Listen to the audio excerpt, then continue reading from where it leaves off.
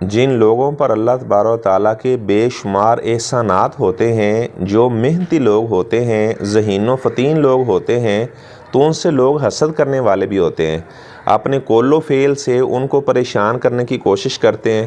اور بعض ایسے محنتی لوگ جب وہ حاسدین کا حسد دیکھتے ہیں تو وہ محنت کرنا چھوڑ دیتے ہیں۔ بھئی آپ نے پریشان نہیں ہونا، اگر وہ آپ پر الزامات لگاتے ہیں، آپ اپنی محنت کو اسی طرح جاری ساری رکھیں، آپ کو اللہ تعالیٰ عزت عطا فرمائے گا، اور آپ سے جو حسد کرنے والا ہے اس کا نام و نشان بھی مٹ جائے گا۔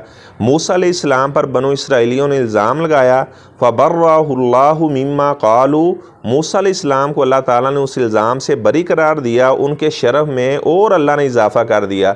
منافقوں نے ام المومنین پر الزام لگایا اور اللہ تبارک و تعالیٰ نے ان کے شرف میں مزید اضافہ کر دیا۔ منافقین کو اللہ تعالیٰ نے ذلیل و رسوا کر دیا۔ اگر کوئی آدمی سمندر میں پتھر پھینکتا ہے تو سمندر کا